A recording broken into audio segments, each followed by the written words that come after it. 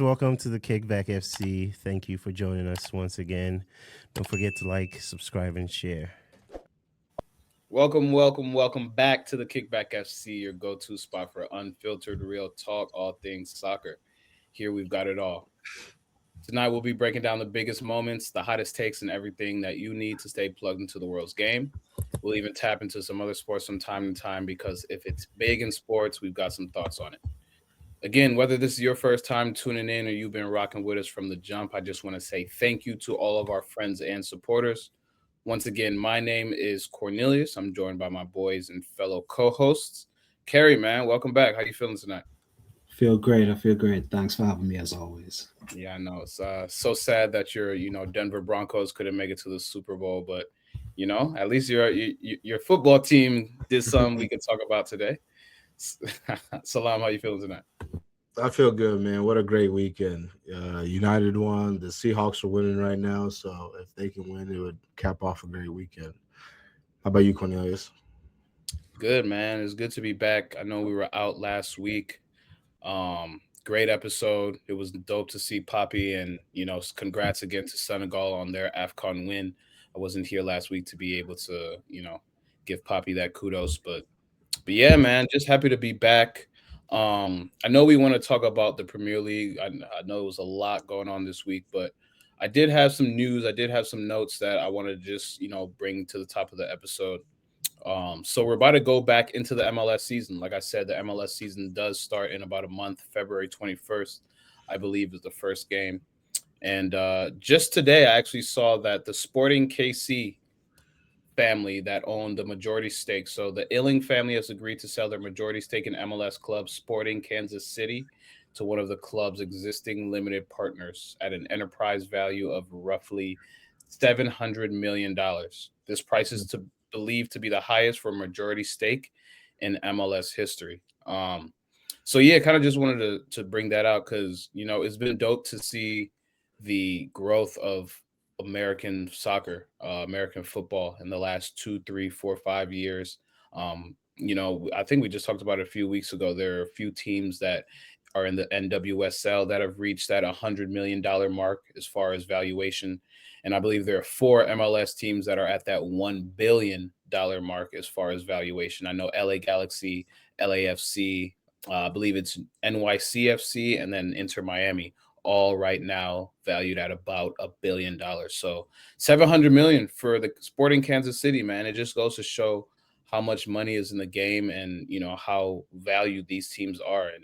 And just the other day, it said that soccer had eclipsed baseball to now become the third most popular sport in America. So I feel like after the World Cup, we're just going to see more and more stories like this. But shout out to Sporting Kansas City, and hopefully, the full ownership group now can start to turn that franchise around, because that is a very historic franchise. But as of late, they haven't been in the playoffs and doing what I feel like they want to do. So for them, I just want to see what happens in this season after that big sale. So shout out to them, and we'll see what happens going forward.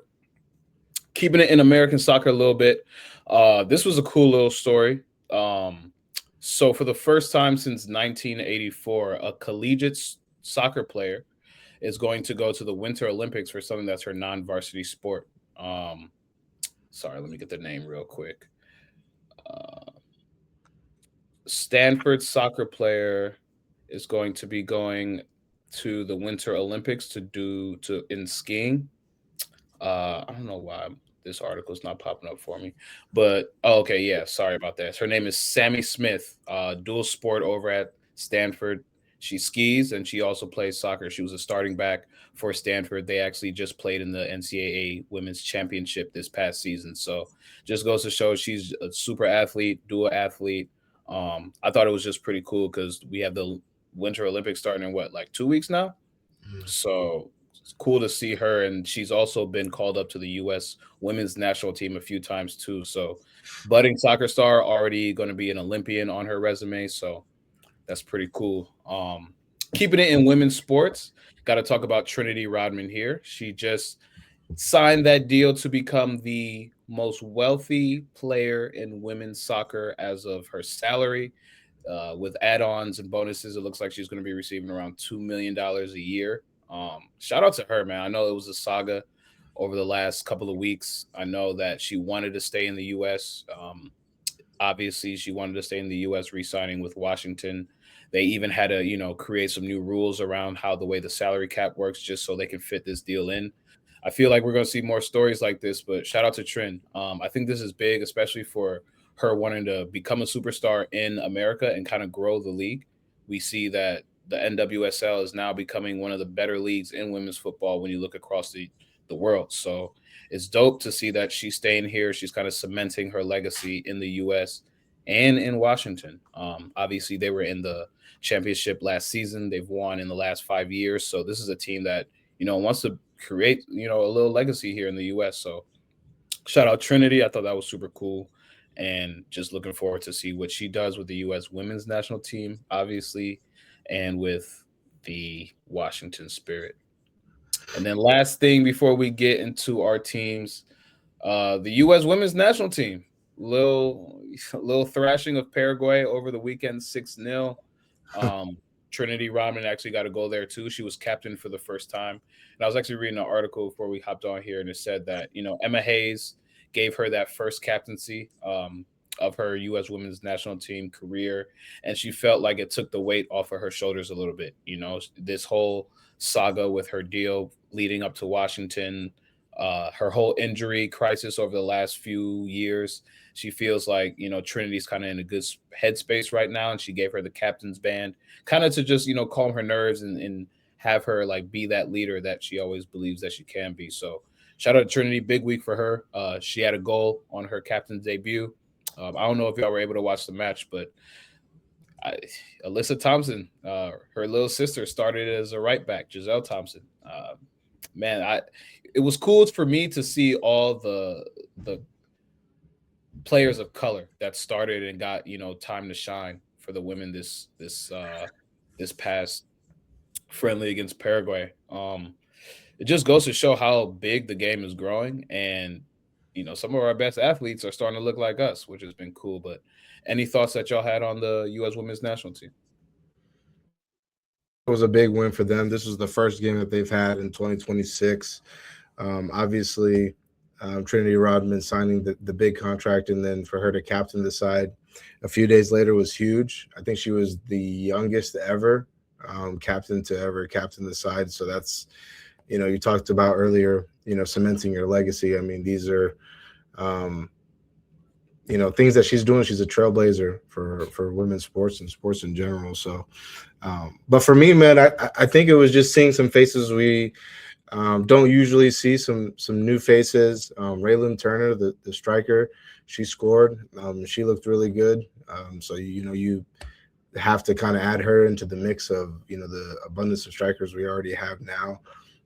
Ali Sentner looked good. The keeper, Mandy McGlynn, Corey Bethune. I mean, I could go on and on, but I mean, the U.S. women's national team is in such a great place, man. Because I think we would probably, if we were to go around and say who would be your guys as starters, I think we could probably go back and forth on who we think would make the cut, but. Man, I mean, I think like we have a large player pool, and obviously it's a good problem for Emma Hayes to have. So I'm looking forward to just watching them throughout the season, obviously gearing up for the World Cup next season, because they're my favorites. Like I said, I mean, we talked about this in Philadelphia. When you look at some of these cup competitions, it's just about timing. And where are your players at in that particular time? Are they healthy? Are they in a good run of form? And all of our, core players, I would say, are, hitting the prime of their career. And then we also have some, young players that could come on and influence the game. So we're in a good spot on the women's national team. I was really happy with what I saw. So I would say, like, it is about timing, right? You see some of the players now coming into their prime. Last World Cup, they were the young players. So now they have experience under their belt. They're shining in their leagues also too. But the good thing I would say is the competition, because with competition, it keeps that excellence there. I didn't get to see the last game, but I know they're coming here to play a friendly in Colorado, so I'll definitely make sure I'm at that game and tell you what I see in person. But I love the team right now. I think it's a good vibe about them, and you can see like they generally rooting for each other. The younger players are being helped by the older players on the team who are not even that old, but they have the experience and they know what they're going through with all the exposure and stuff the game is getting right now. And then for her to be the captain also too after getting that money, and being able to score too. I think bright days are here to come. But you still have to watch out for the likes of France. They're going to be there. Spain's going to be there. So those teams are the ones you have to look out for. Will Germany, resurge? I don't know. So, and we always know there's going to be that Brazilian team because they're always going to find some way. They're going to find some talented player that you never heard of that's just going to come on the scene and just take the World Cup by a storm. So I'm looking forward to it. I love the women's game. I love like where it's come. Um, I wish that we'll have like a lot more coverage of it at times. In terms of like being like on mainstream channels. But I think we're really, really knocking on the door for it right now because I've been to two of them in person, and the vibe is like it's different from the men's game. It's like really, really like everybody's really into the game. So I'm looking forward to it coming. Yeah, and speaking of that, Denver is going to get that NWSL team here, I Yes, believe sir. next year. Yeah, Yep. so that's coming soon, and like you said, Salam, the Women's World Cup is also next year. So big things coming for women's soccer. And then yeah, when you speak about Brazil, I believe her name is, or maybe she's Spanish, but Gabby Lopez, the 18-year-old that's Oh on yeah, I think she's Spanish. Barcelona. Barcelona. Yeah. Vicky It's an Lopez. upcoming player. Yeah, she's really good. But yeah, man, a lot of great things happening in women's soccer here in the U.S. and abroad. But man, it's time to cross the pond and get into the Premier League. We got to talk about our boys. We got to talk about our teams. Before we hop into the Sunday slate, I do want to talk about the Saturday games because I was texting. I don't know if I was texting y'all in the group chat, but I was talking to some of my friends today, and I said, the Premier League table is healing. When you look at the top six teams, these are historically the teams that have been in and around the top four, in and around the top six. We haven't seen Villa there recent, as of recent, as much as we would like, but historically, Villa has been one of those teams. I think Tottenham's days of cosplaying a top four side are done. They are back where they belong, but when you look at the top six right now, these are the historically the strongest teams in the Premier League. When you look at Arsenal, when you look at Aston Villa, Man City, now in fourth place, you see Manchester United. When's the last time that you guys have, truly been fighting to be in fourth place and staying around a European spot? And then fifth place, Chelsea, sixth place, Liverpool. Right now, when you look at the teams in the top six, we've had discussions about them all year because we kind of expected them to be there. When you look at the squads, when you look at the managers, when you look at, who they have to make the difference in some of these games. And so, it's interesting to me when you look at Liverpool and Poppy said this when we had him on a few weeks ago, but they've been very, very up and down. Um, Bournemouth has always been tough to play at home, but they just lost Semenyo, and we obviously expected that team to dip in form a little bit. But this Bournemouth match, 95th minute winner, luck's on the other foot this time, Liverpool. What do you think is going on with them? And do we think that they have enough to get a top four spot? Because I think this is a team that needs Champions League ball. I don't think they're looking to play in the Europa League or the Conference League, but do you think they have enough to be in the top four this year, based on what we've seen so far? Top four would be tough, and I only say that just because of the other teams that they're competing against. I mean, obviously, we know Arsenal's going to take one of those spots. City's going to take one of those spots. Aston Villa, I don't see them. I personally see them slowing down at some point, but enough to where they're out of the top four, I don't know. And then that fourth spot, I think, is between.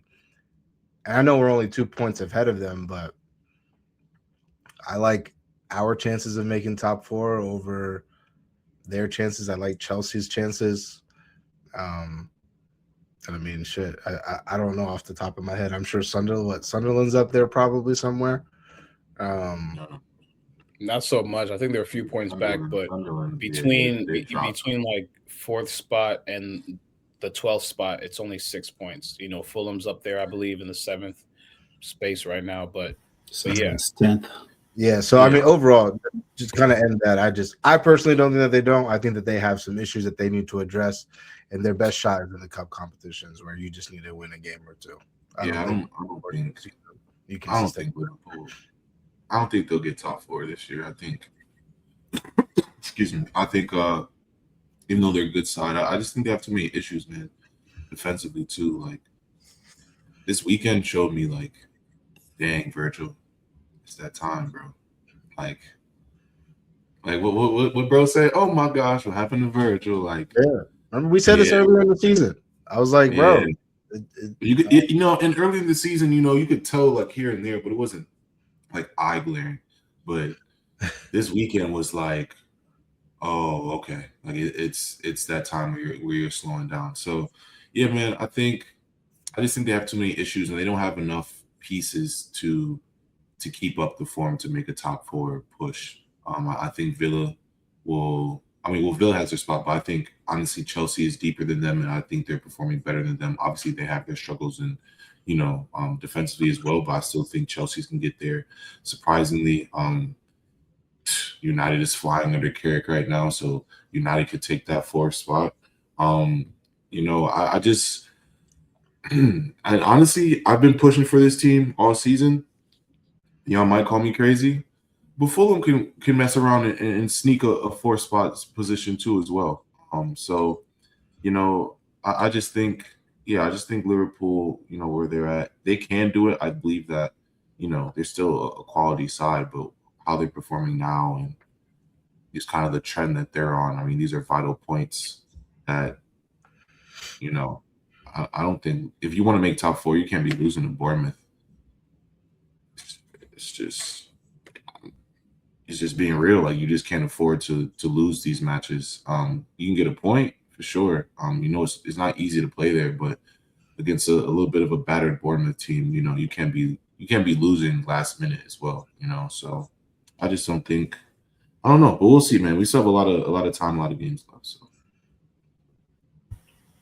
I mean, I would say this. Player-wise, yes, I think they have the players that they should make top 4. Yeah. But looking at the schedule, the pressure, and their run of form, I don't think they're going to get it. It's really that simple for me. The players under pressure, the manager under pressure. You spent a lot of money on players. Too much. And you still, I still feel like he still doesn't know what his best team is. So, and that's not a good sign, when you're trying to win things at the end of the season. But top 4, I think it was a little shaky for them, but I do think they have the players that they can go on a cup run. I agree. Do you think anything happens to Slot from now to the end of the season, or you think he's good until the summer? No, he's not good. I think he can still get sacked. Bro, this is Liverpool. You won a title last year. You can't have a standard drop that low to where you win a title and then you could potentially miss out on European football next year. Not saying that they will, but the way it's going, Champions League spot will probably go until the 5th spot. So, but there's an opportunity. There's a world in where Liverpool don't make top 5. Being honest, like like Kerry said, from 4 to 12 is so tight. Like you drop if Liverpool drops another 2 matches like this, bro, they can easily be like 8th, 9th, quickly, very, very quickly. So I think with that pressure and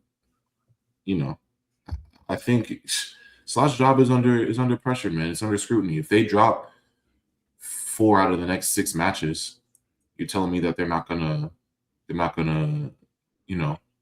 give him the boot and bring someone in? I don't. Xabi Alonso, he's on standby currently. There are other managers on standby, so I definitely think that he's okay right now. But bro, Go ahead and drop 6-7 more points over the next few weeks. We'll see enough, bro. And the thing is, this Premier League season, bro, they don't care. They've been sacking managers left and right. Glasner's gone at the end of the season. Thomas Frank's probably about to get up out of there come tomorrow morning. We've seen managers really. A lot of managers I didn't even think were going to get sacked have been getting sacked. So it's cold outside. It's been snowing over here in Cleveland. It's a cold world, man. I definitely think he's on the hot seat right now. Listen, once you're at a club like Liverpool, Arsenal, United, Chelsea, even Villa to a certain extent, you're always in the hot seat. And his seat is even more hot as long as Xabi Alonso doesn't have a job. So if I'm Slot, I'm looking over my shoulder twice. Scan the field. Yep. No, yeah. I mean, just to end the Liverpool segment, it's not even just these top teams. Everyone's getting sacked out here, like Gabriel said. Leicester just sacked their manager after 6 months because he couldn't get results, and this is the championship. That he said, look, we're trying to get back to the Prem. I don't want to hear 18th place. So for me, it's anyone could get sacked out here. So yes, I think Slot is on the hot seat.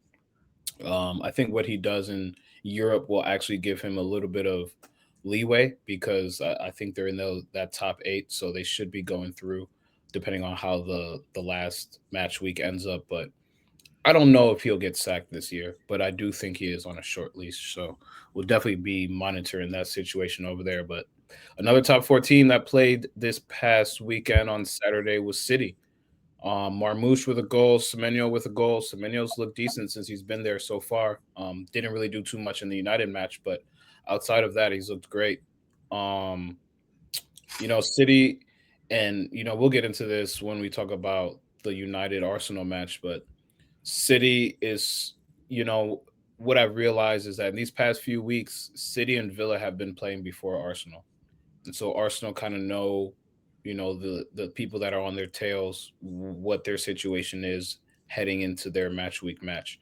So for me, I think right now, City's in a great spot. They don't look the greatest. They just got Gahey to kind of clean up the back. They just got Semenyo to add a little bit more firepower because they honestly haven't really been scoring as many goals as we thought they would with, Foden getting a little bit back in form with Haaland just being Haaland. We would expect him to be at a higher clip right now. So we say this every year. City has the ability to go on a 7, 8, 9 game win streak. It's just plausible. And right now I feel like they're gearing up to go do that. Again, you only can play who's in front of you. 2-0 win against Wolves. Wasn't the prettiest win, but they got it done. How do you feel about City? And do you think they're getting it together right now?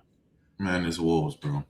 That's I'm not gonna hold you like it's Wolves. I'm not putting too much stock into that one. They got the result. They played at home too.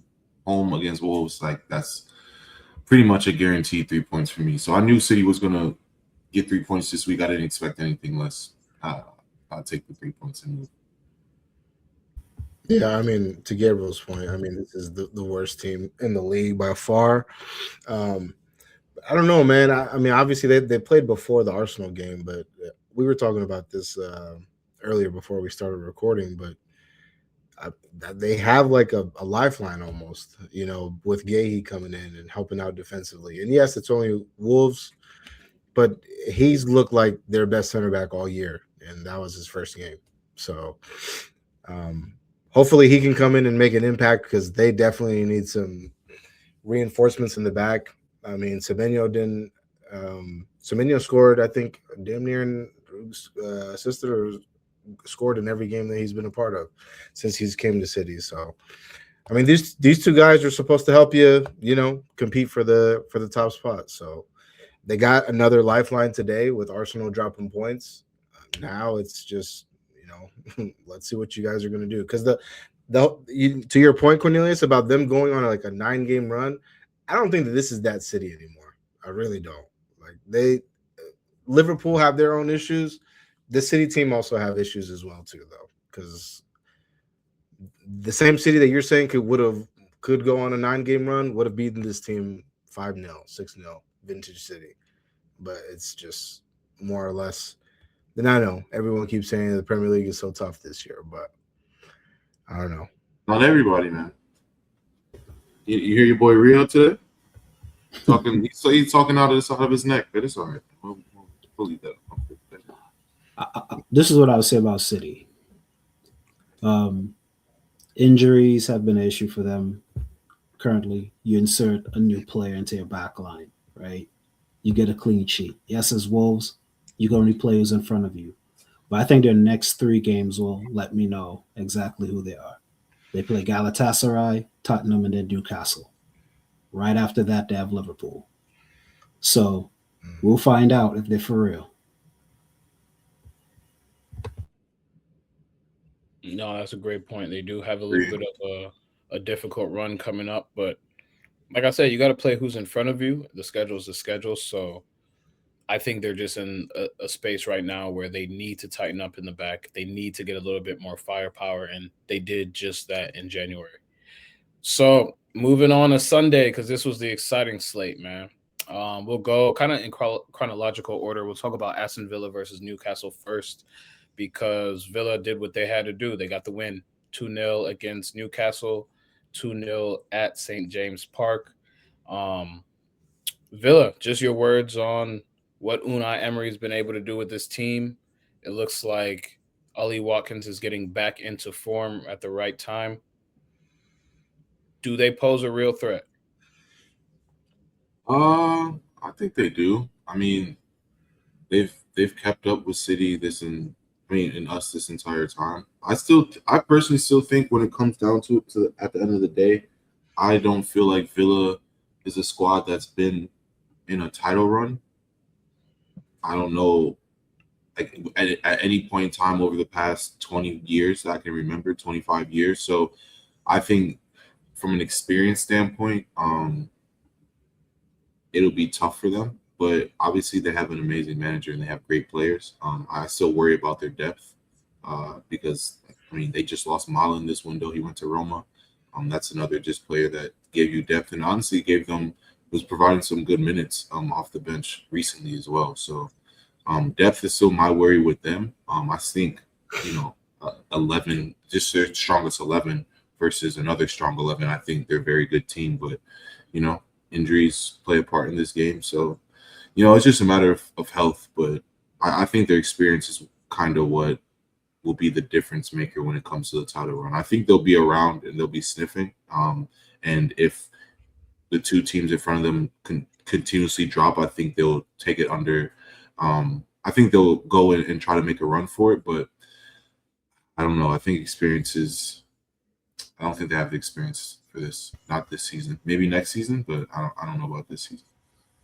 But great game this weekend, though. Great game this weekend. And, I mean, away win to a Newcastle is not easy to win there. I look at this more, I'm surprised Newcastle is struggling the way they're struggling right now. And I'm looking more at Newcastle during this match because they look a little dead, if I'm being honest. It looks stagnant. It looks stale. It looks figured out. Like they haven't reinvented the wheel. They have been reinventing themselves, and I feel like every team that wants to fight for Europe consistently and wants to be regarded as one of the best clubs, you have to continuously reinvent yourself and continuously reinvent the wheel. And I just feel like they've kind of hit a stagnant point. But yeah, good 2-0 win for Aston Villa.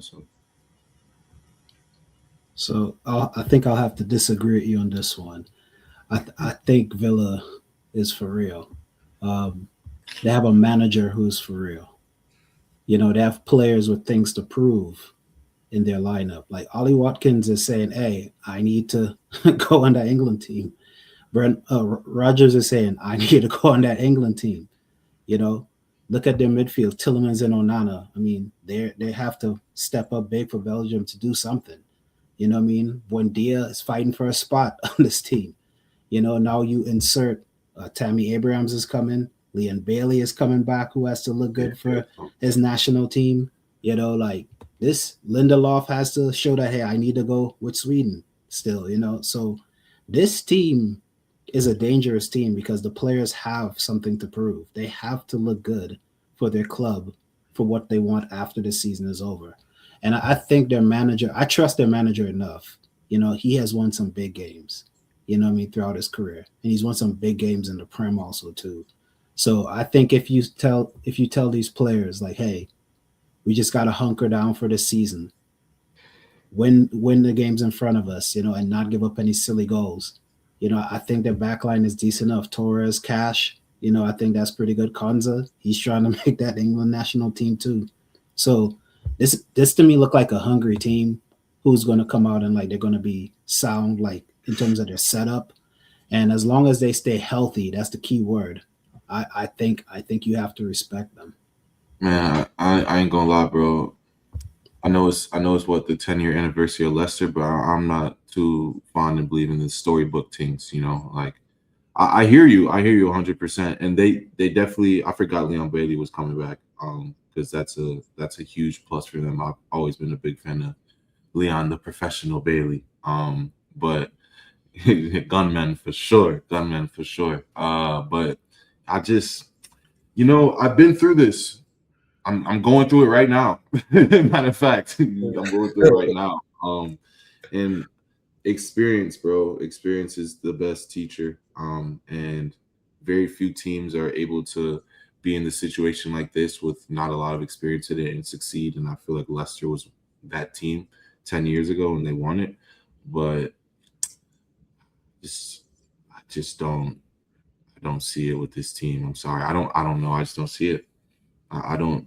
The experience part is what when we have to grind out matches at the end of the season when legs are heavy. They've played for 8-9 months, and they don't have the squad depth that City.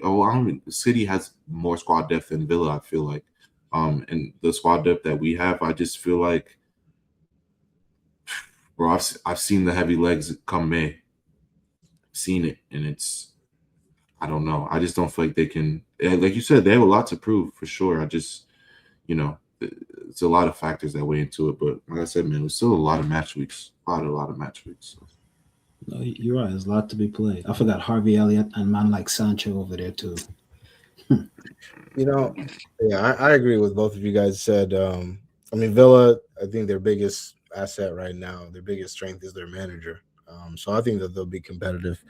I think definitely they're a lock for top 4 in Champions League next year. But like Gabriel said, I think that for me, I think the biggest takeaway was Newcastle. Just you really expected this team to build off of last year. And I know they lost Isak, the big money move to Liverpool, but they invested in a big striker as well too. And it just in the league, I don't know, for whatever reason, it's just like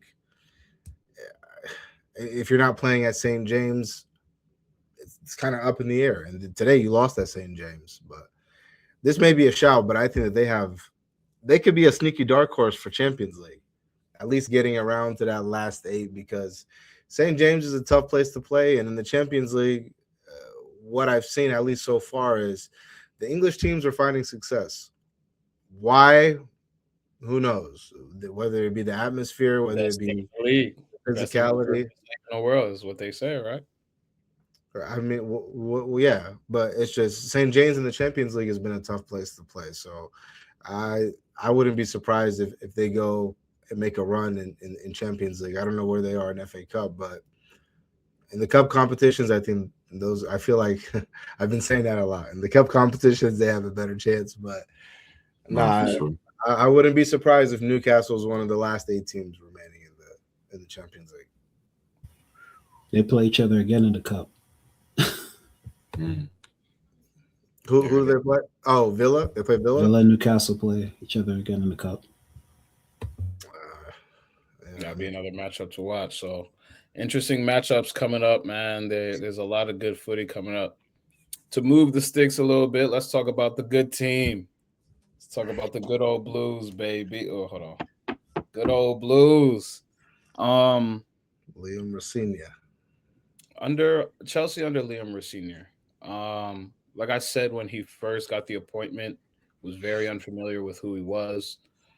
obviously knew he was part of the Strasbourg organization, but hadn't really watched them play much this year. So, I was kind of going in blind with this guy. But what I will say is, over the last few weeks, I've been able to watch him set up the team, and I can see what he's doing isn't that much different than what Maresca did, honestly. And I think that's good because honestly, we were set up great. We have the players. Obviously, there have been few injuries here and there, but as far as the basis of our team, I think he set us up well. I think what he's done a little bit differently is the way that we press. I think we're pressing a lot more, especially the counter press. And I think that's actually helped us play a little bit more quickly. We've always been a counter-attacking team. We've always had those fast guys on the outside, whether it be Pedro Neto, Esteval, or we put Delap out there, João Pedro. We have Gittins as well. But for some reason, we just look a little bit more fluid in the attacking third. And it's funny, like he had a quote the other day, and he said, beating the low block isn't always about coaching. Sometimes, you can, if you know the low block's coming, you can set up for it all week. You can put the best players in the best positions that you think would be able to beat it. By the end of the day, players have to beat the low block themselves. I'm not on the pitch. And I think that's the attitude that I think is allowing Chelsea to play a little bit more free, a little bit, more aggressive in some of these spots, because we do have a young coach. He came in and he said, I want to score in the first 5-10 minutes. I want to have Stamford Bridge up on their feet. I want to play attacking, aggressive football. And I think what he's done is he's kept the core of what Maresca has set up over the last 18 months, but he's added that a little bit more aggression in the attacking third and the way that we play in the midfield. And I think the switch of Andre Santos and moving Enzo up the field has allowed our center mids to be just center mids, bro. We have Caicedo winning the ball, playing the ball. We have Andre Santos kind of being box to box, but also a little bit more defensive. And it allows Enzo, who isn't the quickest player, not the most defensive player, but he's very, very technical, and he's very good at advancing the ball in the attacking third. And honestly, I think that's helped a lot, especially with the absence of Cole Palmer, who we don't know when he's coming back, bro. It's a groin injury. It's a thigh injury. At this point, we just don't know how reliable he's going to be at all this year. So we have to move on from a world with Cole Palmer and figure out how we're going to move. And, bro, over these last couple of weeks, the only loss has been to Arsenal in, the Carabao Cup 3-2 loss. And even in that match, I feel like we had multiple chances to equalize. We did at the end of the day. And, hats off to Arsenal for winning the game. But I still think that the way that we're playing now has been – it's looked good. Honestly, I'm actually very surprised at the way we're playing, because I didn't think we were going to look like this. If anything, I would say we still need to start keeping clean sheets. Like I said in the group chat, I said, all right, cool. We got 2 goals up. I feel like we're securing this. Now the clean sheet.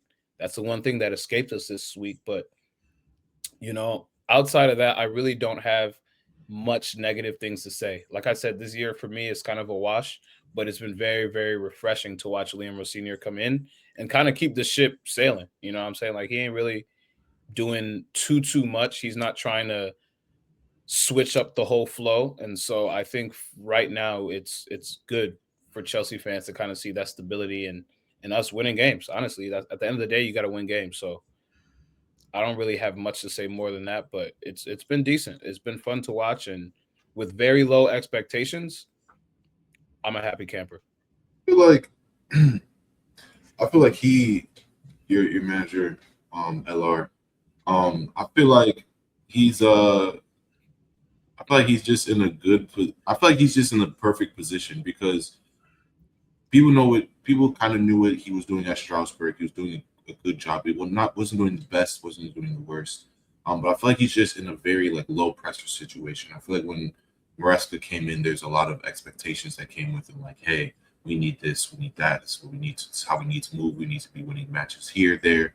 And I feel like him coming in the middle of the season, I feel like he has how Emery had 6 months to figure it out. I feel like Emery really didn't take that time to truly figure out the team, and was just kind of stubborn. I feel like LR just came in, and now he's truly taking this 6 months to figure out what's best for his squad and how to best use the pieces that he has. And he's implementing his style of football without, I feel like, reinventing the wheel too much. And like I said, he has 6 months to try out everything that he wants to try out right now, because come next August, when the next season starts, he's going to start having expectations, and I'm sure you guys are going to buy in the summer. So I think you guys do you have a new spark. I think also that new manager spark as well. When you get a new manager, similar to United, I feel like guys are a little bit more up for the challenge and want to perform a bit better. So I think you guys are definitely in a good spot, and man, I think you guys are going to keep saying it, but man, Esteval, bro, guys are baller.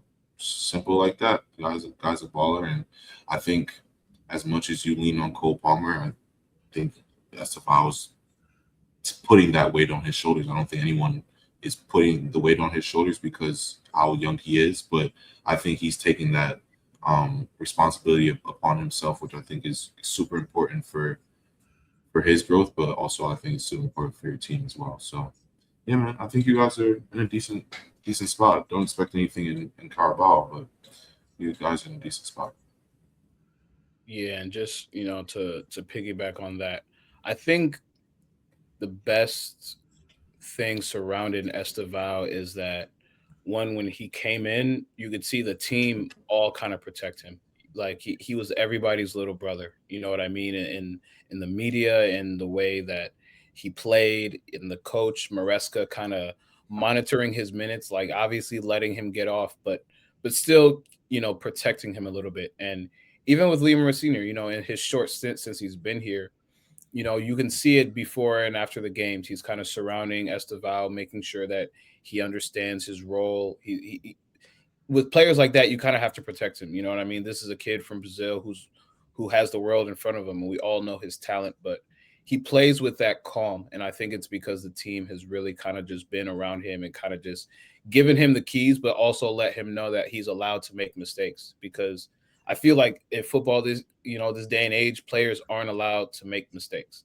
007, all that stuff. You know what I mean? But sometimes I watch him on the pitch and he's dribbling a little too much, and you could see him but he's allowed to make those mistakes. And I think that's, now that we're 23 weeks into the season, you can see him playing a little bit more mature. You know what I mean? He knows not to go with the extra dribble. He knows to give the pass a little bit earlier. So for me, it's like, it's good to see who he is 23 weeks into the season, because if Mike was here, Mike's been talking about this kid since we signed him, a summer and a half ago. So, or whatever it was. So for me, it's been cool to watch the evolution over six months or so. And for me now, it's Cole Palmer isn't here anymore, so you do have a little bit more weight on your shoulders now. What are you going to do for the next 15 weeks? I'll say this. I think he's a good player, good young player. He fell into the right team also too. He fell into a team with an established midfield in terms of established players. Like, you have Enzo, he's won the World Cup. You have Caicedo, he's an established player in his own right. So they both, come with a certain amount of light that is put on them. So he doesn't really have like the ability to like fail big, if that makes any sense. Mm-hmm. Like, if you look at his defense behind him, those guys are seasoned players. They know where to be on the field to get him the ball in situations to be successful. They allow him in the final third of the field to be Brazilian and express himself, right? So, and historically, if you look at your club embraces players like that. How many creative wingers have you seen throughout in the day of your club, or just players who have been given a green light to express themselves? So I think it's just a different form of that. Now, what I would say also too is your Cole Palmer not being there is also helping him, because now he doesn't have to look over his shoulder that, hey, if this doesn't work, Cole Palmer has to like be shooing into the team, so I'm not probably going to get in that much time. So because it creates a weird dynamic with Enzo, Caicedo, and forgot Andre Santos in the midfield now. with him and Cole Palmer. You got to have Cole Palmer in the field. So that means his time is going to be cut in places where he can express himself, because Cole has the green light also too. And I think he's going to get it over him. So right now, I think we're seeing a young player play some good football, having the time of his life. He's enjoying the game. His managers play with house money. He's like, hey, go out there, young fella. Let's see what you can do. And we know your club historically, if it doesn't work out there for him, they're still going to let him express himself so you can get the sell-on money later. So it's a win-win. He literally fell into the right situation. Like, your model, supports a player like him. So I look forward to seeing him doing some good things. Hopefully, he gets some, gets a little shine in the World Cup. We know that goes. I hope he stays healthy for the season. And the teams y'all have coming up also to play, if he continues to play like that, he's going to get a shine also too. So we'll see. Yeah, fair enough. Chelsea, we're in a decent spot right now. I cannot complain. Without further ado, let's just get into the match of the week, man. Arsenal versus Manchester United, who, really haven't been this high and mighty in a minute. But like I alluded to earlier, it's been an interesting season, through all the ups and downs. Even with Ruben Amorim, you guys were able to manage to stay in the top 6, top 7. And, ever since you got Super Michael Carrick back at the helm as caretaker, it seems that, I don't know what he'd be saying to them. I feel like whenever they get a United manager, like, it's just like, all right, like, we're united again. You know what I'm saying? Like, this is Manchester United and we have to play like it. Seriously, ever since last week, I wasn't able to talk about the City game, but in the group chat, I said it. I said, this City team, they just got manhandled. Essentially, they, United looked great, and it rolled right into this week. First half was here and there, to be honest, but total domination by United, in my opinion, in the second half. I think they played better ball. I think they had control of the match, and even when they got scored on late, they still had the belief that we can go get another one, and that's something I haven't seen specifically in United in a while. Usually when they're up and they get scored on, like, you see the heads go down, and this time it wasn't like that. You guys can talk about Cunha, you guys can talk about specific players, but I do want to talk specifically about just the match and kind of the energy for the match, because I remember it was probably 4 minutes into the match. Odegaard had the ball and he's dribbling in the midfield, and he plays a ball, and he plays a ball to the left wing, and the way he hits the ball, the technique, it was one of those hits you're like, oh, okay, he put a little bit of sauce on that.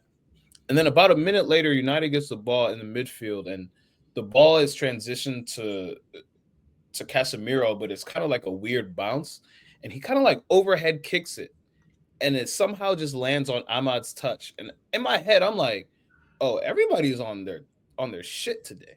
Like 5 minutes into the match, I knew it was going to be one of those where everyone was on, their P's and Q's. And like I said, man, in the group chat, I haven't seen one touch from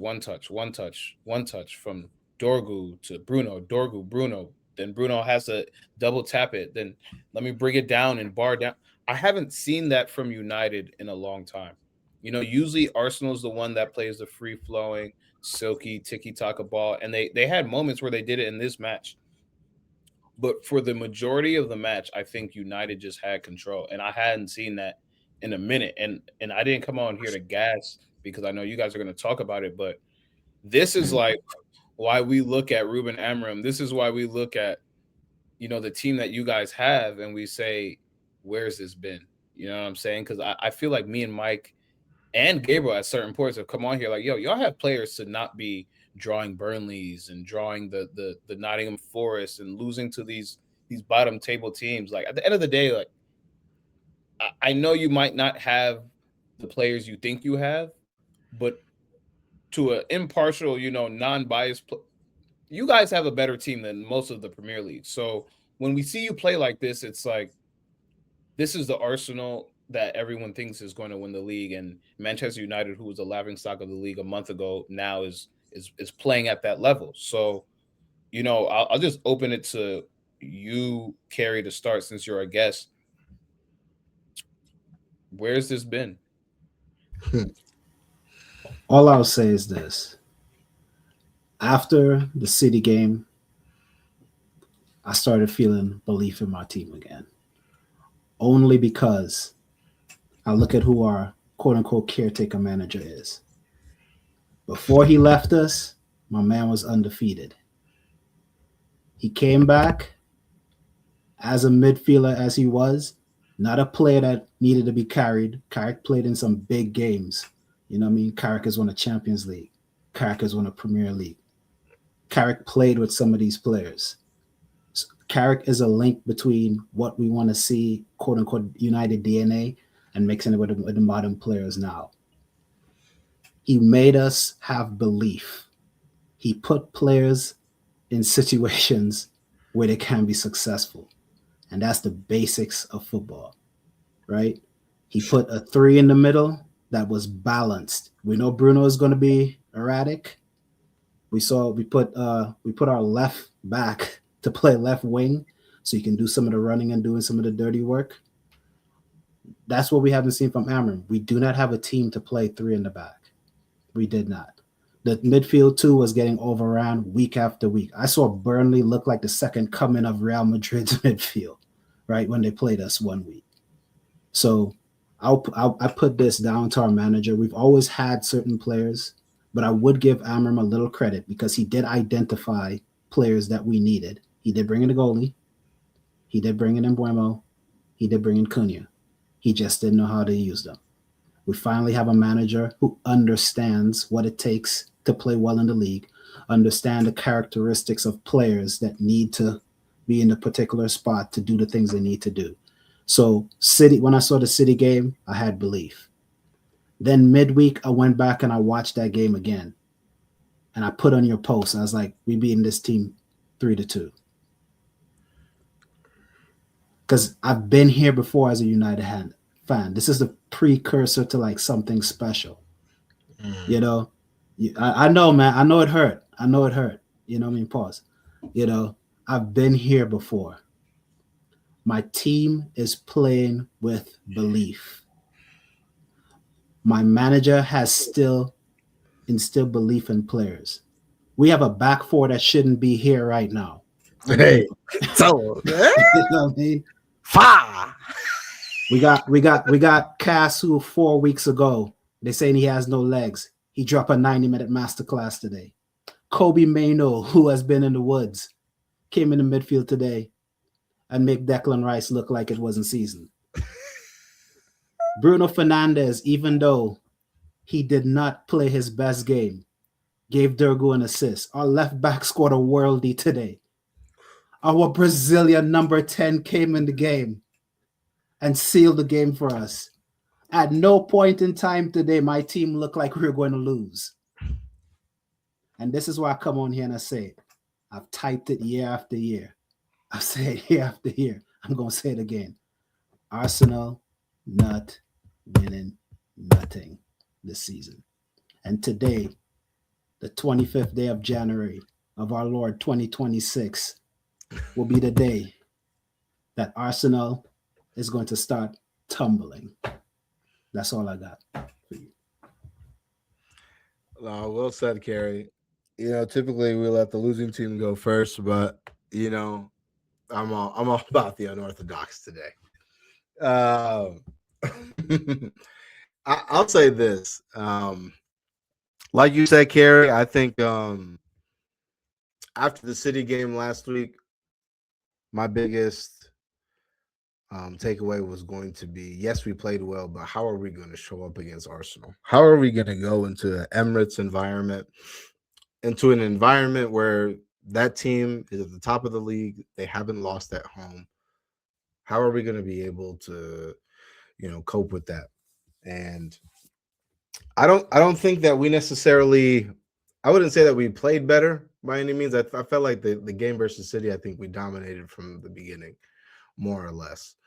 What I will say, though, is I did like the way We took advantage of situations. We looked like a complete team. Like you said, we looked like a balanced team. For us to go one down on, the way that the goal was scored, whatever, we're down one goal, and then for you to capitalize them off of the mistake that they essentially gave us, that's a sign of a good team. You got to put your chances away, especially when you're away from home. But I mean, the crazy thing for me is we looked, and I saw I saw a lot online, and a lot of people are going to say Arsenal didn't play well. This is the second time we played Arsenal this season. Both times, apparently, they hadn't played well. I would almost say that. Would you say that we played well better today or the first game of the season, Kerry? I'll say we played well today. The team played with belief. Okay. Well, I believe. I believe. But no, I mean, it was a good game. Obviously, this is the best team in the league. Statistically, they've shown that. I mean, just on the play that they've shown that. All we have left are these Premier League games. And I mean, if you can't walk away from beating City and beating Arsenal and kind of taking that to be the catapult to your season, then I don't know what else you need. I told you guys, our season's going to start after we get rid of Ruben Amorim. And unfortunately, it took as long as we did because as we were talking about Kerry, you just can't help but think, wow, a lot of the points that we dropped while he was here, a lot of the draws against, the Evertons, losing at home, dropping points to West Ham. That's tough. But more or less, I mean, hey, this is a different United team. It is crazy. I can't speak enough about Carrick, man.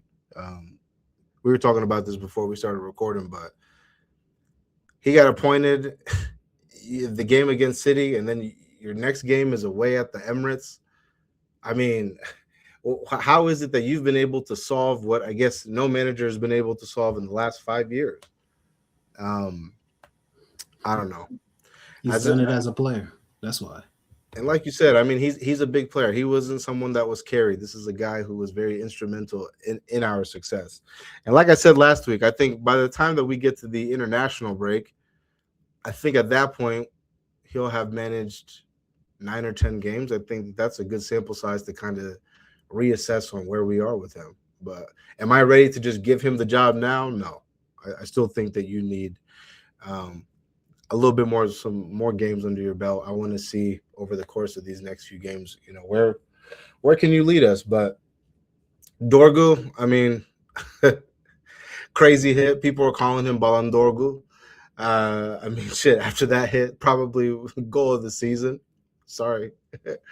I mean, yeah, name me a better goal than the one that you saw there. I mean, I'd probably got too much time. They do. I mean, I just see it on my feed. I see it on my feed. People send me stuff, and I see what this is just what I see on there. But Cunha's goal too, man. Like 2 exceptional goals, man. Big confidence booster. And now, I mean, like you said, Kerry, I'm excited. I have a lot of belief in this team. I'm already looking forward to the next game. We only have Premier League games left, but I don't know what this means for Arsenal. But as far as it means for United, I mean, this was a massive thing. This was the biggest game of our season, and I think that we've proved a lot in the past 2 games. These are the best 2 teams in the league, and yeah, we outplayed them. You didn't outplay us. Let's stop these narratives, please. Let's stop these narratives. Let's stop. We got outplayed in the second half. Please. Getting outplayed in the half does not mean that they completely outplayed us. You guys outplayed Man City 100%, 10,000%. It's without a doubt. But to sit here and say, "Oh, you guys outclassed Arsenal, you guys outplayed Arsenal at the Emirates," bro, I think so much of this stuff is reactionary. Like I'm over the reactionary comments of the reactionary this and that. Listen, bro, you guys won fair and square. You guys had a great match. I take nothing away from the Cunha goal. I take nothing away from the Dorgu goal. Honestly, the Cunha goal, I personally saw coming. Cunha has always performed well against us when he was at Wolves. He's always scored against us. And I knew that if we gave Cunha any type of space, he's going to finish. Cunha is good for a banger every match. So that goal, it was just, I could see it coming because as soon as he got the space and no one stepped, I was like, bro, this is going to go far post. I knew it. I knew it. I've seen it way too many times. My my my assessment of the match truly is it truly comes down to margins, and I'm not going to like overreact. I'm not going to underreact. This, like you said, Salam, this was the biggest game of your season. This wasn't the biggest game of our season. Um, for you guys, you needed this win. You needed, I'm not saying that we didn't need this win, but United needed this. You guys worked for it, and congratulations for getting 3 points at the Emirates, something that no team has been able to do all season. We've been unbeaten there. But I'm not going to overreact to this match. We've been getting results against top 6 teams or whatever, this self-proclaimed top 6. I don't believe it's top 6 anymore, but against the big clubs in the Premier League, we've been getting results year after year, time after time. You guys haven't touched us in the last 7 matches that you guys have played against us. So for me, this match, yes, it was a big match, but this is something that's going to happen, bro. Like, it's Manchester United versus Arsenal. When have we not seen a Manchester United Arsenal game that hasn't been competitive, that hasn't been a dogfight, that hasn't been this and the third? I think Arsenal fans are so caught up in we're so good, and I'm not the typical Arsenal fan. I'm a realist. I'm not with the nonsense. I truly think that yes, we got caught slipping and we gave up. The reason that we truly drew, I feel like, is because we gave up that goal right before the half.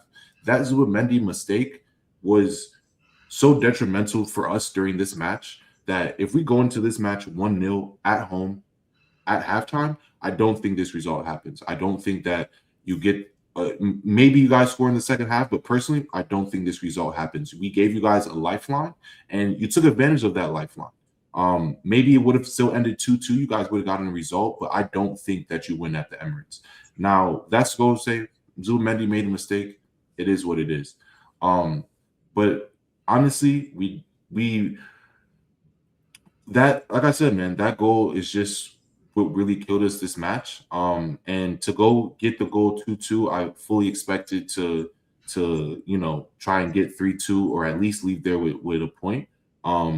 But you guys got the better of us today, and it is what it is. I don't think this is the end of our season. Yes, the gap is a lot closer than what it should be, but this match isn't going to define our season, and this match isn't the end-all, be-all. You guys needed this more, quote-unquote, than we did. We still have to get caught. I know it's a big loss for us, and I know a lot of the guys in the locker room are feeling it because they feel that we should have gotten points, at least a point. And we didn't. A lot of guys didn't perform the way that they should have. I don't put this on Arteta. I think Arteta had a great game plan. I think when he made all four substitutions, I thought all of them were the correct ones. Odegaard coming out was a little sketchy to me, but Marino ended up getting a goal. So who am I to say? But outside of that, I think it just truly comes down to margins. And I'm not going to be the reactionary fan. I'm not going to be like, oh, our season's over. Oh, this and that. I'm not going to do that. Obviously, it's a big loss, and I feel like we should have come away with points, but we're not going to be perfect. It is what it is. We're going to take losses. We're going to drop points here and there, and we happen to drop points against a better side, a better side than most of the Premier League, a side who's currently top 5. It is what it is, bro. It is what it is. So for me, I'm not looking at this match as it's the end-all, be-all. Yes, it helps to gain momentum and show you, okay, this is where we are. It's on the third, but I would know where we are. I know we're still first place. I know that we still have a very deep team, and I know that we still have 15 match weeks until the end of the season. So yes, we took our third L of the season. We dropped points for the first, or we lost for the first time at home this season. Yes, of course you never want that to happen. But when's the last time someone went perfect at home? I think Liverpool many, many years ago. So I'm not going to be too reactionary. Great game, you guys. You guys deserve the win. You guys earned the win, and you guys are performing well right now. So kudos to you. But for Arsenal, I'm not going to be overreactionary. I wanted these 3 points, 10,000%. So we get these 3 points. You know, we get 3 points in a week that everyone else gets 3 points. I'm more mad about the 2 weeks prior that City and Aston Villa dropped points and we didn't capitalize. We drew and we lost. I think we drew both, or I forgot exactly what it was, but we didn't capitalize on the weeks that Villa and City dropped points. I'm more mad about those 2 weeks than I am about this week here. And for me, as long as this doesn't continue in the league where we're dropping points, I'm perfectly fine. We have Leeds next in the league away. Yeah, it's away, but there's no reason that we shouldn't go beat Leeds away. After that, I think we have Sunderland at home, get right back to it. We have Brentford away. Brentford is not the Brentford that we once knew. So for me, yes, it's a tough loss, but United is still a big club. They still have great players. We all have been saying this all season. They have game-changing players. This is a team that shouldn't be performing at the level that they were for the past couple of years. And it took Carrick to come in and change that culture and change that dynamic. And we just happened to be in the crossfire of when that happened. City was in it last week. We're in it this week. But to think that we're just going to be perfect and we just are going to win every game, no, we're going to have to fight adversity just like every EPL season.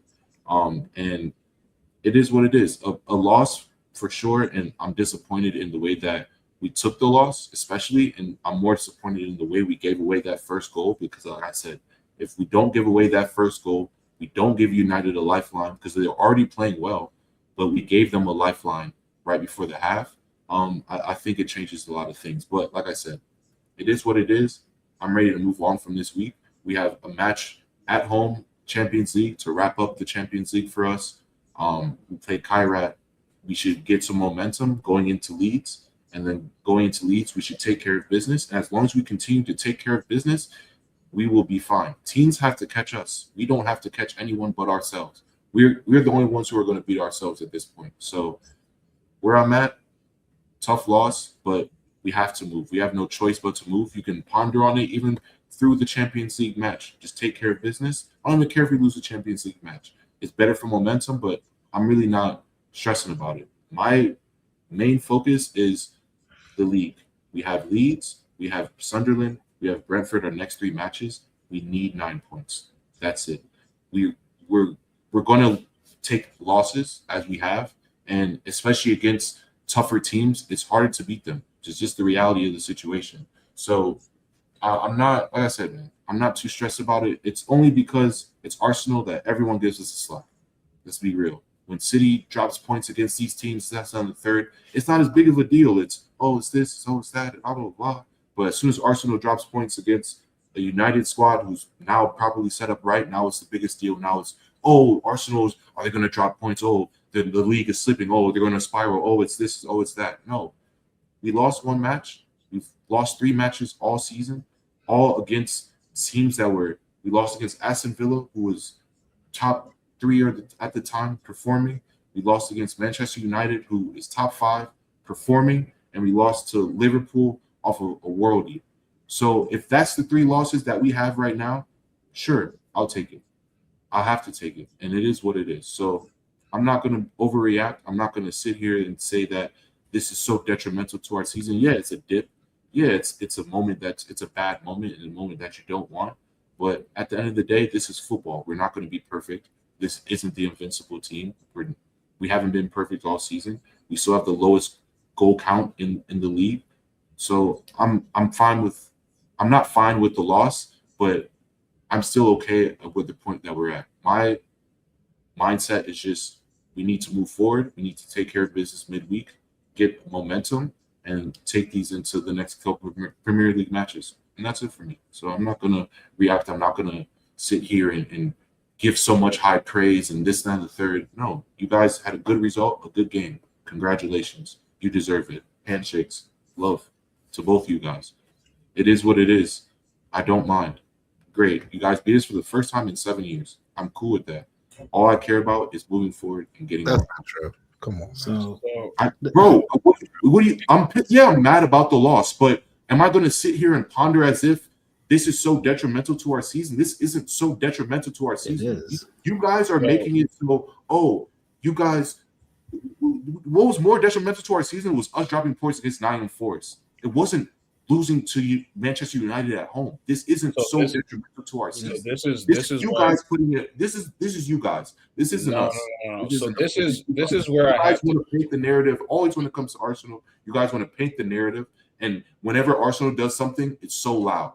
City drop points weeks after weeks after weeks. No one says anything. Arsenal drop points in a big match. Oh my gosh! When City dropped points against you guys last week, did we say, "Oh, City's not in the title race. Oh, City's doing this. Oh, they're going to start dropping"? No, that wasn't the conversation.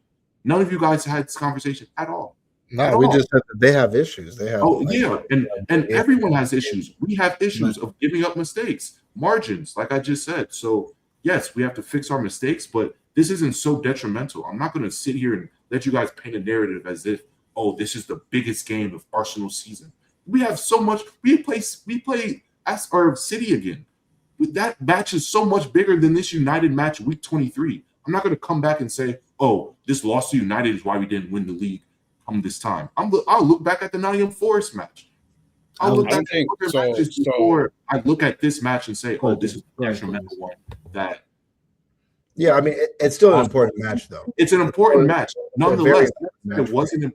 I never said it was an important match. It is an important match. But given our track record, I don't think anyone on here also said this. Okay, but given our track record, this entire season. If you saw that on social, don't bring that here because no one here said that. But you guys are gassing it. You guys keep gassing it. This is what I was saying.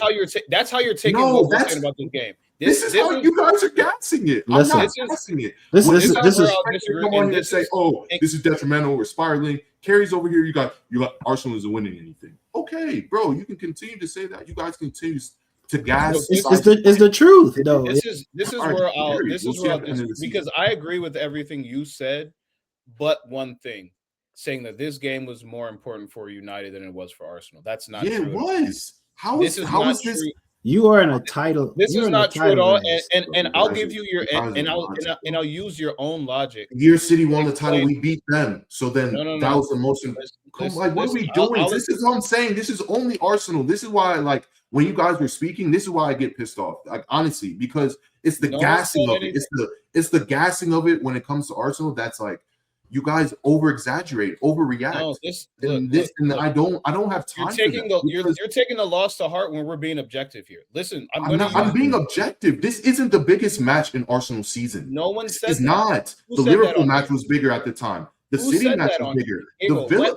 When has ever you guys just said that this was the biggest match of Arsenal season? You guys just said that. Kerry just said that. You just said that. No. Kerry specifically said this was the biggest match. I said we will look back on today, and this will say this will be the start of when y'all started to drop the title. Because at the end, I'm going to use your logic. Because again, my point was you said this match was bigger for United than it was for Arsenal. No. And Arsenal is in a title race with the top 3 teams in the league. When you look at the 4th team down, there's a drop of at least 10 points. So when you look at the league right now, the top 3 teams are in a title race, and everyone else is looking to get that top 4, top 5 spot. That's just the truth. Maybe not in week 1, maybe not in week 3 when you play Liverpool. What are you talking about? What are you talking about? I'm talking about week 23, Gabriel. How many teams are truly in a title race? How many teams are truly in a title race? Okay, 3 teams. Correct. So in the last 2 weeks, you said that this game was bigger for United than it was for Arsenal, which is not true. Like you said, your own logic. You said the previous 2 weeks, you guys drew to Liverpool and to Nottingham Forest. Both games happened in the same weeks where Manchester United and when who was her name? Villa also drew. So in the last 2 weeks, you guys all had 1 point. The gap stayed the same. The gap stayed at 7 points. So now we're in week 23. We see City get 3 points. We see Aston Villa get 3 points. So you guys need to get 3 points in order to keep the gap at 7.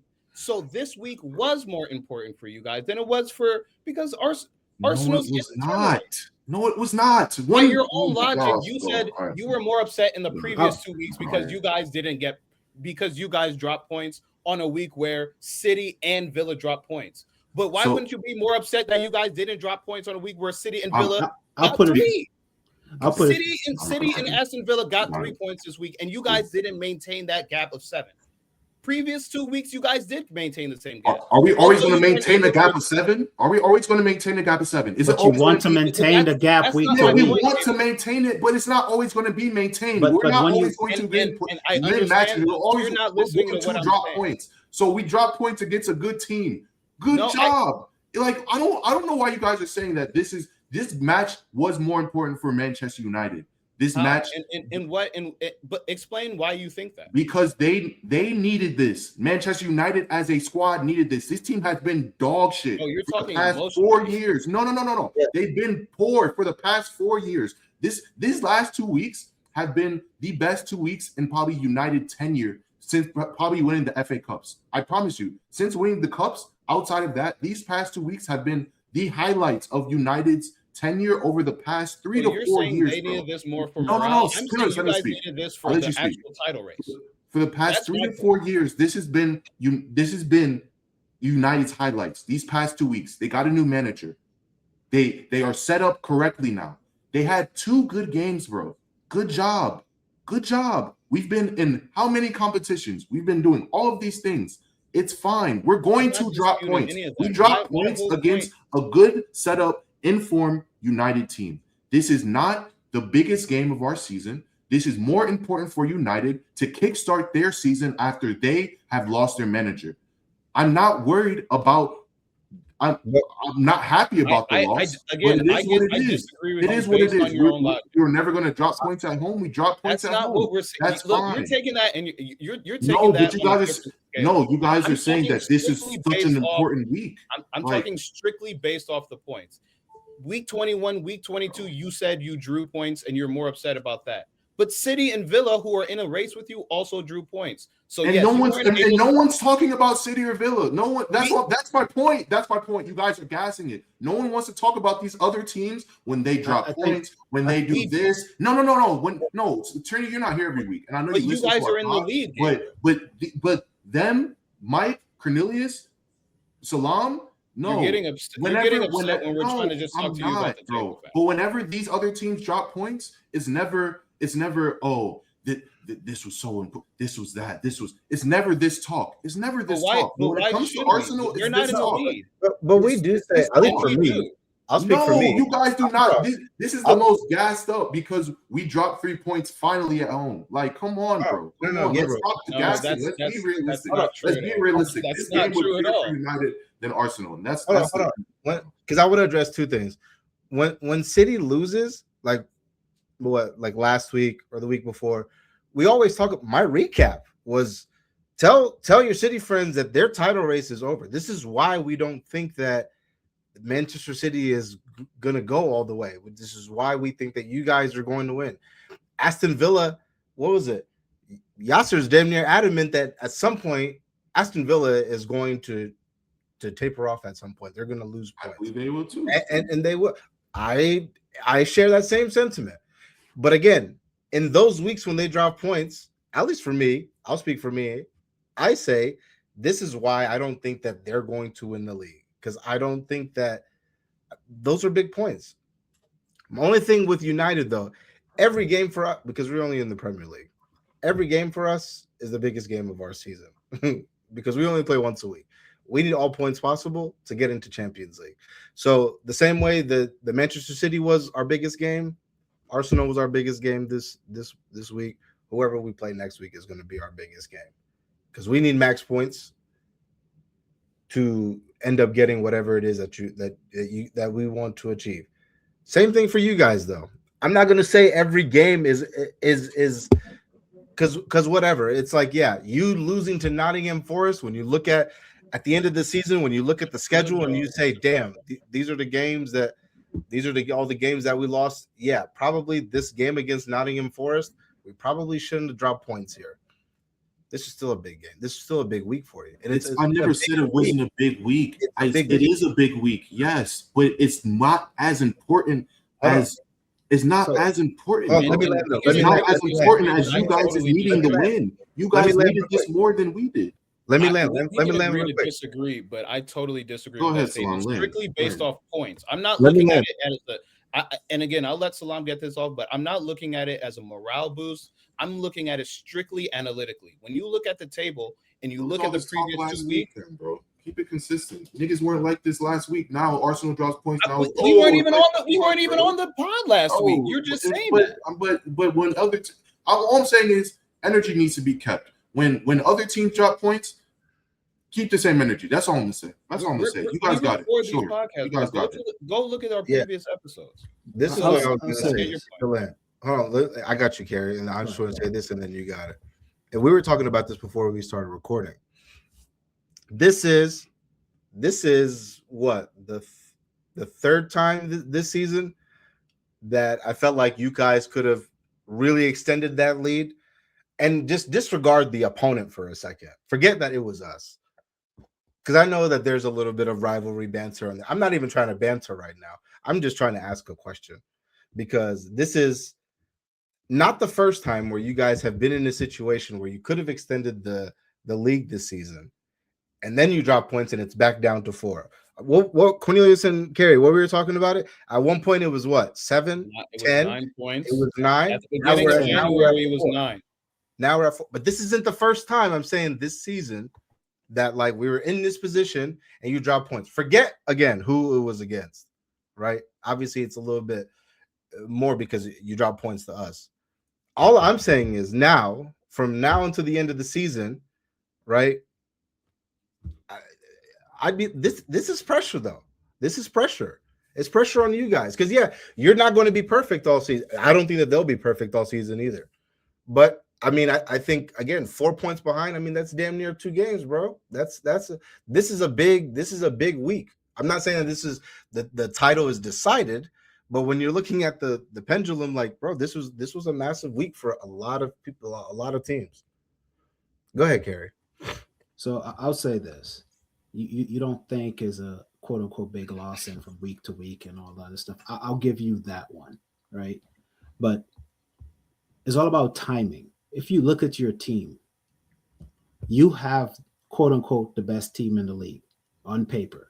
You have the most seasoned manager, right? You have all the ingredients and you're on the top of the league.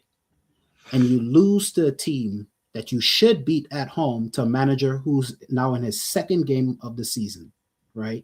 Second week with a team, second time beating your manager with a different squad. That's a lot of pressure at this time, in the league. Your trajectory right now is not looking really good. You should have 7 more points than you have right now compared to the other teams if you want to maintain the gap. Yes, it was a big loss. Anytime the gap shrinkens in a title race and you're the leading team, that is a big turning point in the season. Just like if all these other teams had dropped points and you'd have won, that's a big turning point in the season. You should beat a team with a 2-week-old manager who is now trying to figure something out at home when you're in a title race and are expected to win the league. This is a big loss at the wrong time of the season for your team, especially when you drop points and the other teams that are right behind you did what they were supposed to do. This is a big part of your season. When did I ever say that this was a big loss, though? I never said this wasn't a big loss. All I said this week was more important than United. For United, no, this week was more important for you to keep pace with the other teams. You needed to keep pace of what you already had. You lost something, and the teams behind you all gained something, which is getting closer to you. And that is the big impact. The impact is in the table. Kerry explained it better than I did, but that was the only. Out of everything you said, that was the only part. There's no expectation for United at this point in time with a caretaker manager. We have the lowest expectation going into this game. The expectation is extremely higher for you when the 2 teams are right behind you. Well, actually, all the teams now right behind you won this week, and you are the first place team. when in the past you've been in this situation before and have not delivered. So this is where the pressure starts, because now it's like, if you lose next week, you're going to know what real pressure is like. Or you lose in an upcoming 2 weeks and these other teams behind you continue to win.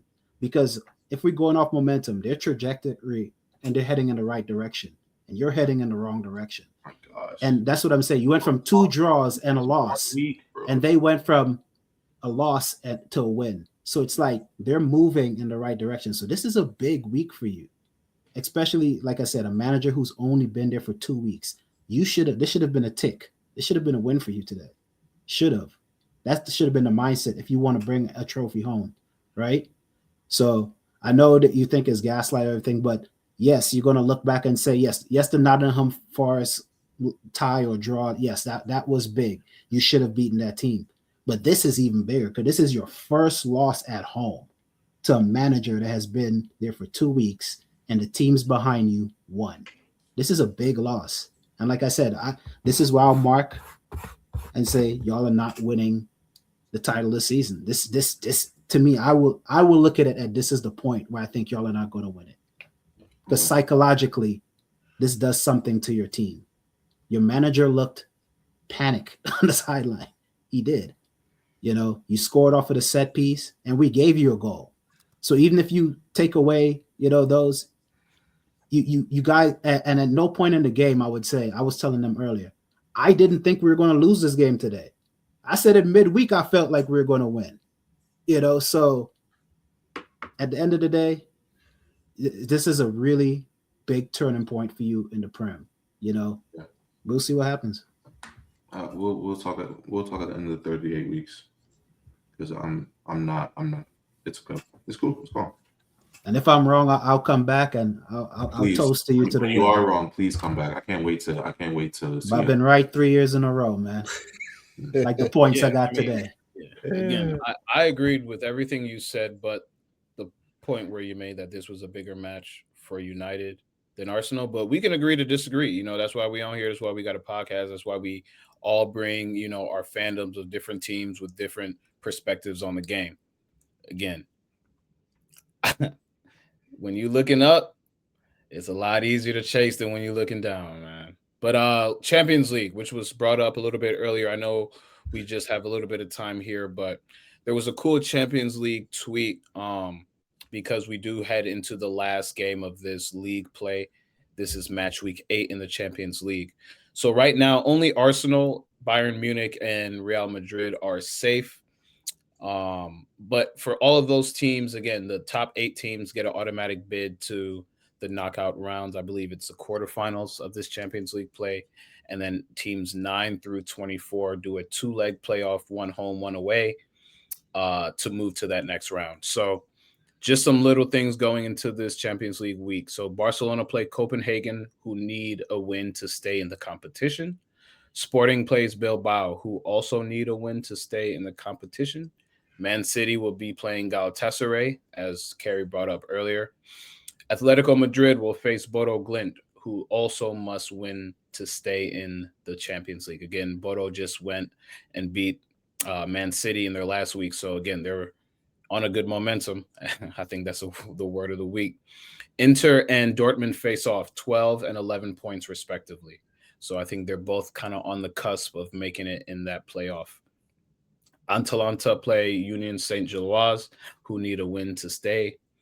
Chelsea play Napoli. Napoli need a win to stay. Tottenham will play Frankfurt, who are already out, but Tottenham is kind of, in that top 8 right now. Liverpool will play Karabag, who need at least a point to survive. So Karabag on the cusp as well to make it into the next round. And then PSG and Newcastle are 6th and 7th place. So depending on who wins that match, somebody may get out of those automatic top 8 spots. So again, just some things to go into Champions League thinking. It's been a very interesting for the first year of this league play. I've had some fun just watching, our teams play some bigger teams that you probably wouldn't see until the knockout stages. So it's been fun just to see those big matchups. But Gabriel, five teams of the Premier League in the top 8. That's good for us. Well, that's good for the teams that are in the Prem. Yeah, and I believe Liverpool is right outside at that 9th spot. Or somebody's right outside. They're fourth. They Hold on. City's in 11th. But City's City's at 11. 11. That's what it is. Yeah. City's right outside those top 8 spots. Yep. So yeah, depending on what City does, they could get into that top 8. But yeah, the Champions League's been fun, man. But yeah, that's pretty much all that I had. How do we do on locks? Did we get locks up? Yeah, mine hit. You feel me? United plus 1.5. What were the other? What was your lock, Cornelius? My lock was Burnley versus Spurs under 3.5. That hit? I believe so. Yeah, I think it was 1, 2. Gabriel No, said- it was You're on 2-2. mute, Gabriel. Damn, It was 2-2. It was 2-2. What was yours? Romero 90th. Dang it. And Arsenal didn't hit. I forgot what Mike's was. Look it up. Bournemouth, Liverpool over 2.5 was hit. So 2-2, even on the week. Okay, Mike. A bad week. All right, let's do predictions before we get out of here. You guys play Champions League, right? Both of you guys. Yeah. Play Kairat, 3 points. We play Leeds away on the weekend. 6 points this week to shut up everyone who's apparently saying we already lost the title. So yeah, 6 points this week. That's the biggest game of your season. Yeah, every week the biggest game of our season. You say that for everything. So yeah, 6 points this week.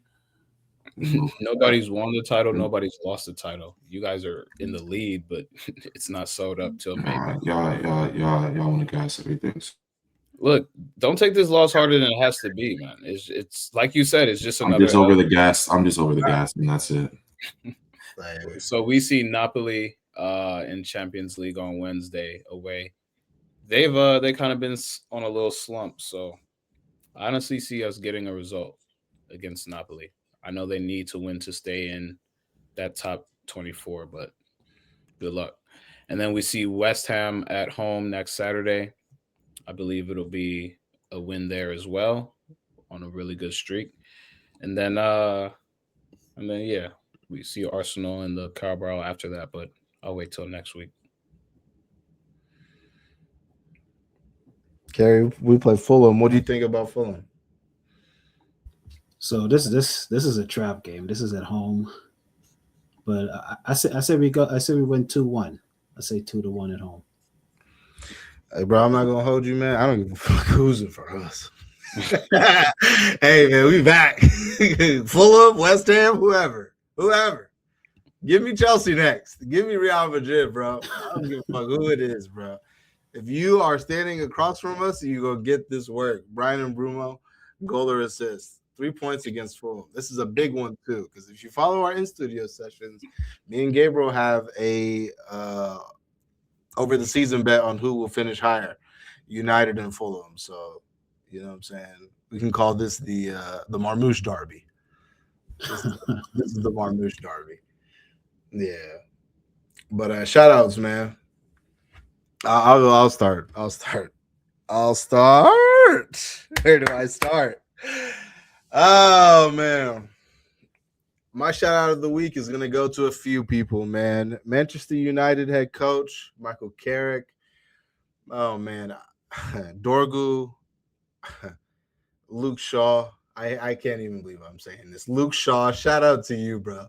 What you did this weekend, you, Dorgu, and Buemu, Cunha, exceptional performance, man. Dorgu hit the worldie. Best goal of the season so far this Premier League season. Show me another one if you've seen one better. And then Cunha probably followed up with could be number 2 of the best hits of the season. So shout out to them, man. Massive win. This is 2 big wins over 2 big teams in the Premier League this season. The first and second place team. It's crazy to see where we were 2 weeks ago. Football moves quick, and here we are sitting in 4th place. And all we have to worry about is the Premier League. Shout out to United.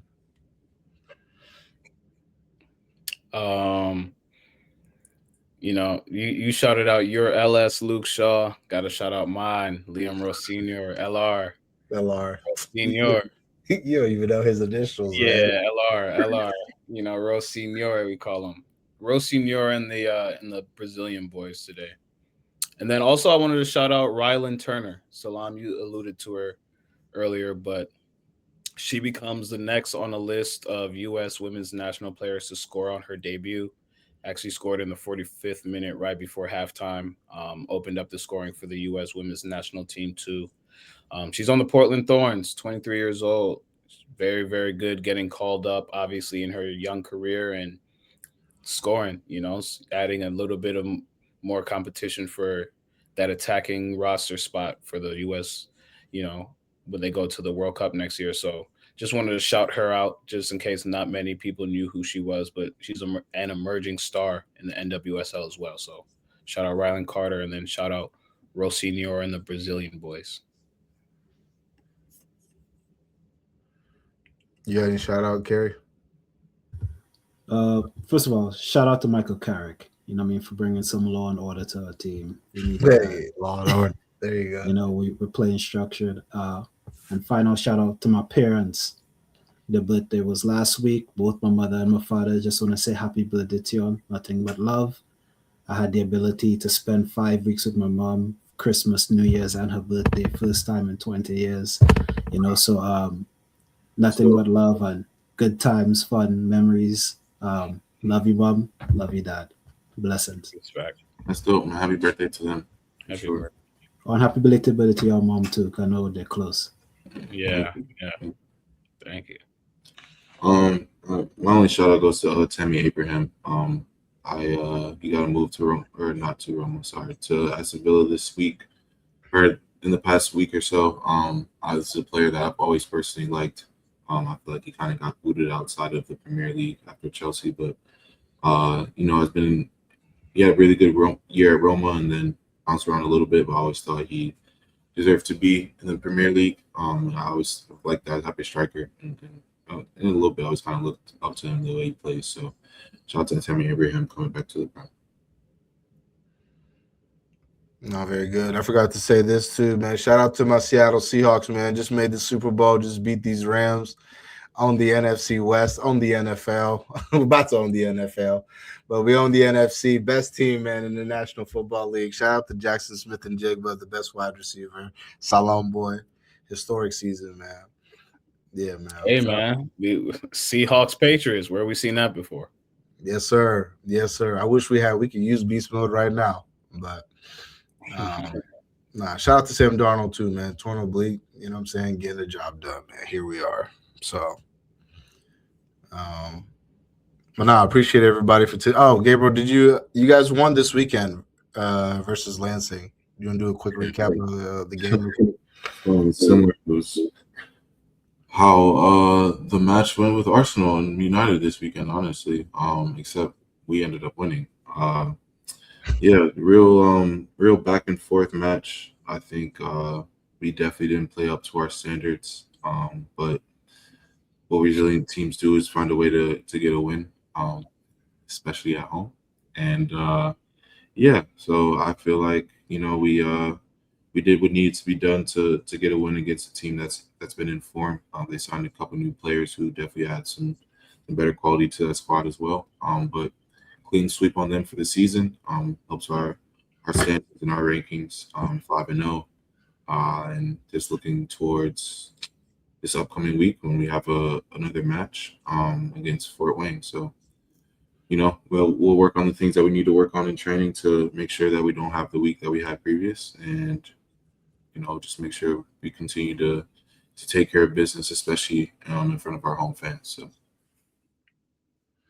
Yeah, man. Gotta win at home, man. Shout out to them Arsenal boys, man. We forgot to do this earlier, so I'm gonna play this now. When other teams lose, we don't do it. I mean, there's no other solo. Don't come. I see the energy. It's calm. It's calm. Nobody see the energy. Every week. No. Salam. When other teams lost, bro, no bells were dropped. But it's our teams. Go back. Let's go back. Let's go back and rewatch rewatch old episodes. And when other teams lost, no bells were dropped. but it's calm though. It's calm. Like I said, They're not when doing Arsenal does anything, this is the energy. So it's calm. I You know what's know it's crazy? without for the next 15 I'm literally weeks. gonna go back For the to next Chelsea. no, for the next Yeah. 15 weeks. For the next 15 weeks, I know exactly where the energy's at. Someone So audit the so scores. it's all calm. Cornelius, It's all can you calm. do that for It's me? all calm. Can you audit It's the all calm. scores? Let's do the last 5 weeks.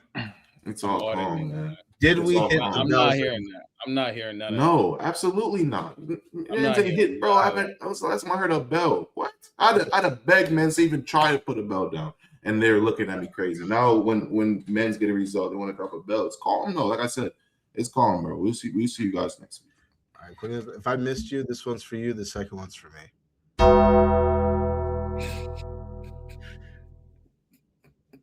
Okay. There's the bell, man. Yeah, man. Appreciate everybody for tuning in. Kerry, thank you for joining us, man. Always fun when you're here, bro. Thanks, man. Nothing but love. Yes, sir. And shout out to you, Mike, wherever you are. And thank you for pulling up with us. And yeah.